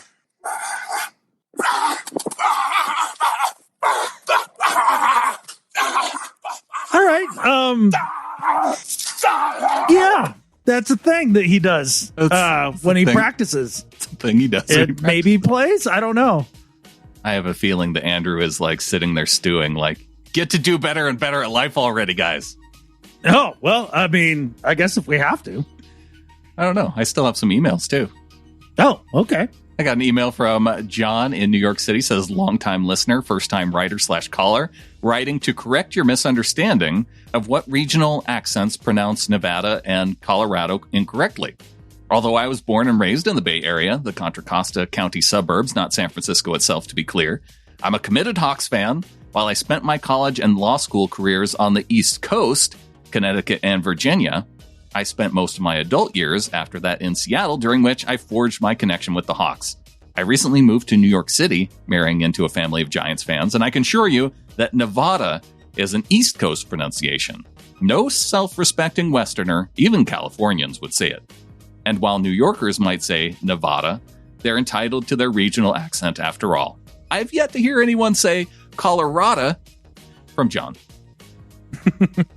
Well, it's Colorado. Yeah. And yeah. I think what you hear is Colorado, which I'll slip into Colorado sometimes. Yeah. Well, that's when you're trying to be fancy. Yeah. You're probably drinking your beer with a pinky out or something. And you mispronounced the Bay Area. That's how it's pronounced. I forgot. Yeah. Bloomy got me on my calling the Rams, not calling them the Lambs. Now you're calling me out for the Bay Area. This is a tough pronunciation episode, apparently. Yeah. Ethan in Atlanta, Texas says, hey, Brandon and Adam, first off, thank you so much for the content. It really is the highlight of my week. Now my question. I recently have been seeing predictions for the NFC West, and in 90%, they have the Rams winning the division by a mile. Other than adding Matthew Stafford, who else have they added to make their team significantly better than the Hawks? They lost their OC and DC and big players such as Brockers, Blythe, Hill, Everett, Johnson, etc. So my question is, how have the Rams become significantly better over this offseason? Thank you for your time. God bless, and go Hawks. I mean, we talked about this with Bloomy. Stafford. It's a gigantic difference. I don't think that Matt Stafford is much better, if any at all, than Matt Ryan. He can play out of structure where Matt Ryan can't. Okay. But do the Rams need a quarterback who can play out of structure? No, but he can play within structure as well. So Matt, I think a lot of the country is sleeping on how good Stafford is, and I think that's a good match with McVay. They're not sleeping on it because they all have the Rams picked to go to the Super Bowl this year. I don't know. Everybody I talk to is like, meh, Matt Stafford, I don't know. That's me. That's because everybody you talk to is me. Yeah, I guess that's true. On to do better and better at life. My do better this week is for Sirius Satellite Radio. So I just bought a car recently, and it's got the Sirius Satellite Radio thing, right? And like any native Montanan, when you know that like a satellite knows where you're at all times, like your antenna go up, like you're suspicious. Your first reaction is usually to shoot at it. Uh-huh. But if it's out of your range, most satellites are out of your range of shooting distance. They're out of my ballistic capability. So I just have to be really leery about it, right? So I'm sitting there, I'm like, the satellite, right? Like it's going to be tracking me everywhere I go. It's going to be knowing what I'm listening to. Like I'll listen to this one podcast. They'll think I'm like this sort of person. I'll listen to this show. They'll think I'm that. I mean, they'll know about Taylor Swift. And when I listen to that, like this is not good, but I will try it. Because I think in this day and age, we all just expect every company to be collecting data on us like continuously, right? And we all know every satellite in space not only like transmits, but receives all the information back too. There's none that just transmit. Like that can't be a possibility. That's what I thought in my head. So I want to take you through a stream of consciousness that I had when I got an email from Sirius XM Radio giving me my next 14 days of music. So there's 14 channels here, and they've got a little thumbnail for each, like cover art for each one of these. So the first one, day one, the kind of rock that doesn't rock the boat, yacht rock. And I see that, I'm like, what the catfish is this? I hate flip-flops and the ocean. Why would I ever listen to, and Jimmy Buffett, why would I ever listen to freaking yacht rock? Okay, the whiff on that, all right? So then I go to the next one. Join the Disney Ohana with songs from Mulan, Moana, and more movies. The freaking Disney hits channel. Oh, nailed it, guys. I love me people singing in sing-song voice instead of talking all the time. I want to listen to that 24 hours a day. I can't wait for day 2 of my listening experience on Sirius XM. Next, a major news network doing an interview with a major politician. I'm sure that'll be just a bastion of truth and good ideas that pour out of that. Can't wait to listen to that. The next, the PGA Ocean course for the PGA Championship. You know what the more boring thing is than watching golf? Catfishing, listening to golf. All right, so that sucks right there. Next one, new channels that rock. Oh, cool. I can't wait to listen to dudes scream into a microphone instead of using their catfishing words. I hate that crap. No, thank you. The next one, there's a thumbnail here. It's the highway fines. And there's a chick on there that can't be more than like 16 giving a really sultry look. So now there's like the barely legal channel that I'm supposed to be listening to as well. The next one, the NBA playoffs. All right, that was close. Good job. All right, maybe I'll give you credit. Next one, Black Monday. No explanation. It's just Black Monday. I don't know what it is, but I'm supposed to be listening to it on a Thursday. So why am I listening to Black Monday on a Thursday? That doesn't make any sense. Next one, Alan Jackson Radio. Well, even a blind squirrel finds a catfish nut once in a while. Did you guys finally figure it out that I'm a 42-year-old white middle-aged male living in the woods? And you finally came up with Alan Jackson Radio? Like, congratulations. Here's a trophy. And the last one, Joel and Victoria Osteen. And I don't know if those names ring a bell to you, Brandon, but those are a couple of freaking televangelists, right? Yes. So I guess apparently I finish up my 14 days of listening by cleansing my sins, listening to Joel and Victoria Osteen, then give them all my money and just be done with this experience. So that was my stream of consciousness as I read through these freaking channel suggestions. So Sirius XM, your algorithm writer sucks. Do better. Let me get this straight. You are upset that they're not tracking you well enough to be able to personalize your listening experience now? All right. So we're going to go a little out of order here. We're going to go a little out of order here because my exact next thought in my string of consciousness was, however, they clearly aren't taking any information in on me in any way, shape, or form. They don't know who the catfish I am. So maybe my better at life is for Sirius XM. They might have the best privacy policy in all of the streaming services. There you go. Yeah. My do better this week, Adam, is for Nesquik. Nesquik, the makers of chocolate flavored milk, strawberry flavored milk. Mm-hmm. And yes, okay, sure. It's great to see DK Metcalf has got on this national commercials. I don't know if you saw this commercial, but he shows up and he asks the bunny for some strawberry flavored milk from the fridge, and the bunny is offering him chocolate and vanilla, clearly not listening. And DK has talked about his love for strawberry Nesquik. So it's cool that he's gotten on as a national brand for this now. But there's one thing that I just can't get over. And I don't know. I think I'm going to have to start the Cancel Nesquik campaign. Their colors, Adam, their colors are way too close to freaking Rams colors. Yeah. Here's DK Metcalf appearing in a commercial, and it looks like he's wearing a cheap knockoff Rams jersey with the yellow color, the blue letter. It was the most disgusting thing I have ever seen DK Metcalf have to put on his body, and this cannot stand. So for Nesquik, you either get the Cancel Nesquik campaign from the Seahawkers podcast, or you change your colors. You got to fix this. I don't care what you got to do. If I have to look at DK Metcalf in those colors again, it's over. And so for Nesquik, do better. I think what DK needs to do here, if they don't change the colors, is he needs to switch to Ovaltine. There you go. He needs to be the Ovaltine spokesperson. A little bit different demographic, but yeah. I don't know. I mean, the person that I know that has consumed the most Nesquik in my life, is the same demographic that you go for with the Ovaltine. Isn't it for old people? I thought that Ovaltine, although you hear kids in the commercial say, more Ovaltine, please.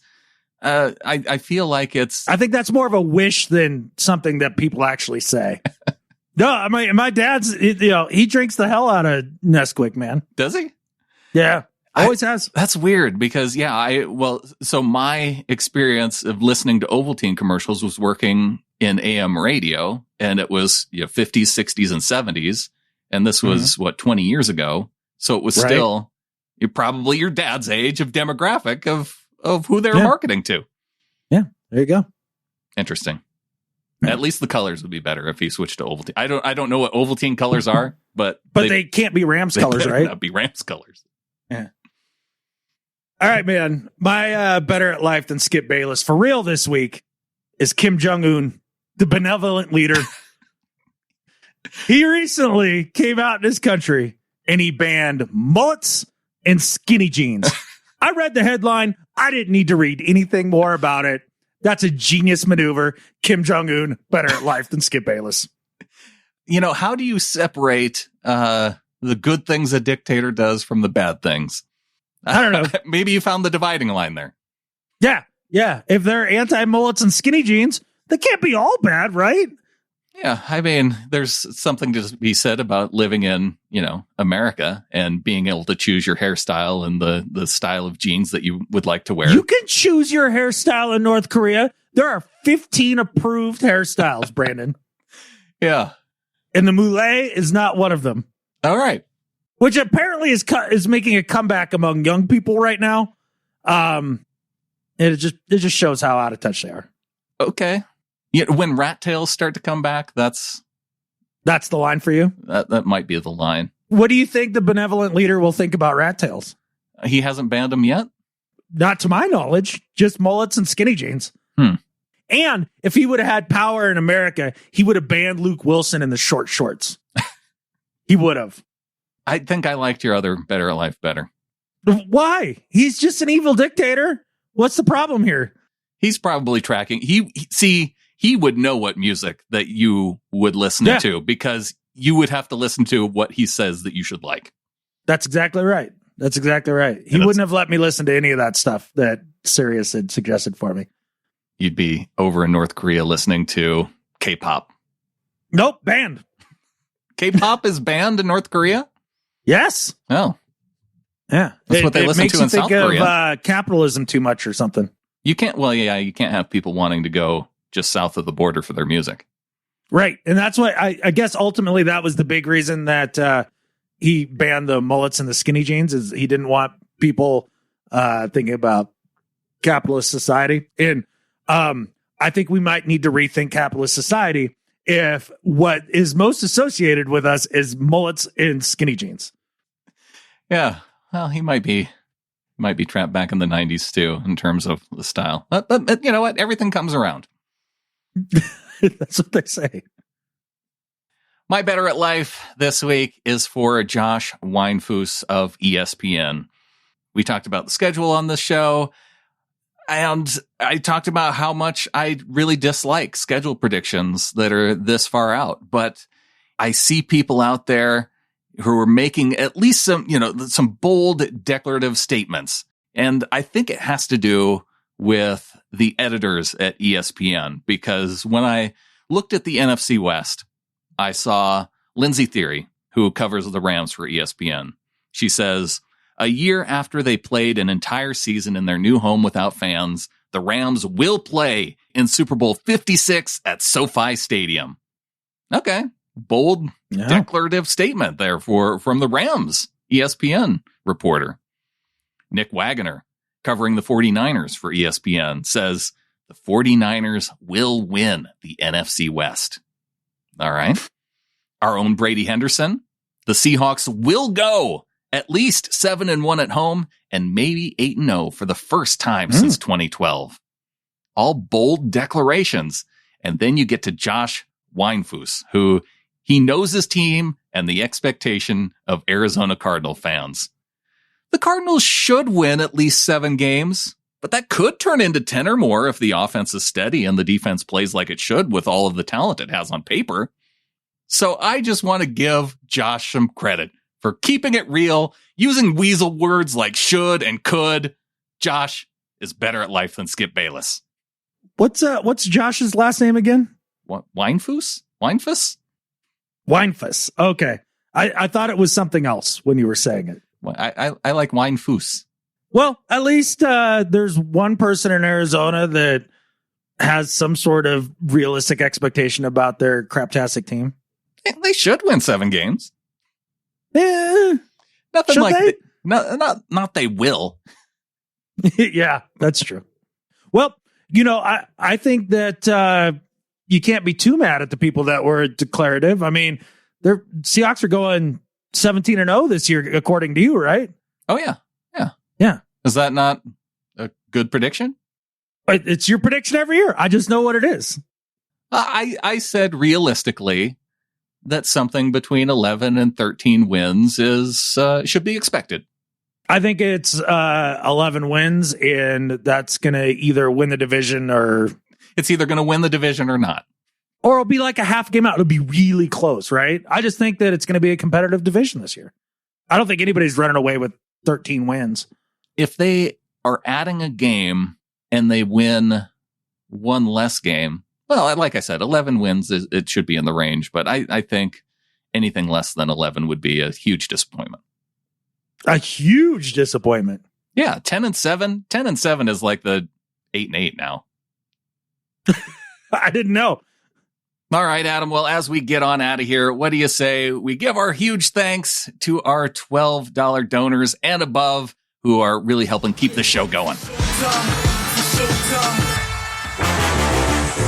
Keith Ketover, a.k.a. Flocktimus Prime, University of Cybertron, Little Flockers, Roll Out.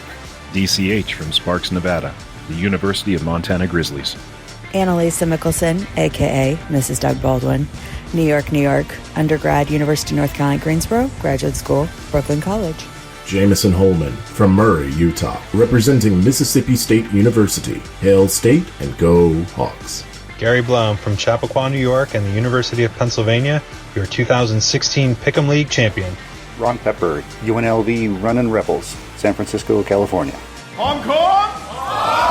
Hong Kong! Hong Kong! Ella Esparza, Woodway, Texas, Yale University, and Sam Houston State, Eat 'em Up Cats. Lisa in Seattle. Kevin Stengham, Keene, Texas. Vincent Parker, Emily Carr, University of Art Design, RN Collective. Samuel Gelber, NoHo, California. David Van Cleve, Camas, Washington, home of the Papermakers. Leo Jose, Luleå, Sweden, from Luleå Eskimos and Rennes in front. Paul from San Diego. Aaron Fisher, a.k.a. Lock It and Put It in Your Pocket, Las Vegas, Nevada. Hey Seahawkers, my name is Garen Taylor. I live in one of the most beautiful places in the world, North Idaho.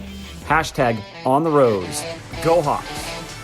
Continuing with our supporters at $12 and above, let's start with our executive producers, Dustin Mock, Brian Shaw, and Young Choi.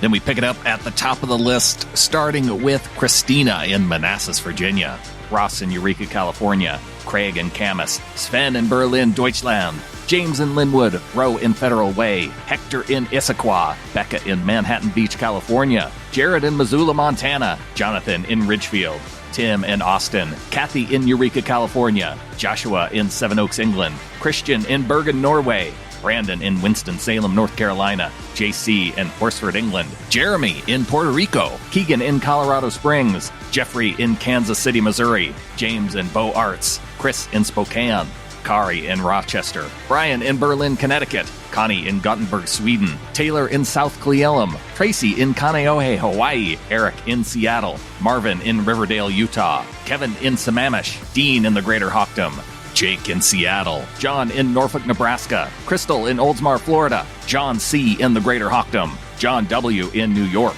Shoko in New York, Scott in Bakersfield, California, Patrick in Sacramento, Bryson in Eltopia, Greg in Seattle, Jeremy in Federal Way, Ben in Wrexham, Wales, Joshua in Candor, New York, Kenneth in Hutto, Texas, Mark in Bexley Heath, England, Mario in Seattle, Seth in Tacoma, Cora in Ditters, Deutschland, Ivy in Renton, Anders in Vila, Denmark, Warren in Dundee, Oregon, Aaron in North Las Vegas, Jay in the Greater Hawkdom, Jack in Somersham, England, Chris in Austin, Kevin in Great Glen, England, Jose in Chicago, Marcus in Potts Point, Australia, Preston in Phoenix, Amy in Squim, Richard in Killeen, Texas, Joseph in Vancouver, Joshua in Italy, Corey in Vancouver, Benjamin in the Greater Hawkdom, Taylor in Spokane, Ryan in Crestview, Florida, Kyle in the Greater Hawkdom, Jason in Panama City, Florida, Bridget in Redmond, John H. in Honolulu, Marlon in the Greater Hawkdom, Chad in Lexington Park, Maryland, Norma in the Greater Hawkdom, Ryan in Crestview, Florida, JC in University Place, Chris in Billings, Montana, DJ in Menifee, California, Jalen in Minneapolis, Kansas, Eugene in Henderson, Nevada, Tucker in Camas, Terrence in Seattle, Daniel in Post Falls, Idaho, Jamie in Oswestry, England, Mike in the Greater Hawkdom, Ian in Seattle, Eric in Kalispell, Montana, Tanner in Kalispell, Montana, Kayla in Vancouver, Terrell in Atlanta, Ryan in Fairbanks, Alaska, and Nate in Stockholm, Sweden. There it is, our $12 members and above. And we got through the schedule episode. It's probably a little long for Andrew, but you know what? People can vote with their dollars at Hakra on Venmo. And we'll find out if people like these longer shows or not. If you like longer shows in praise of evil dictators, get your money in. And with that, there's only one thing left to say. Go Hawks. Go Hawks.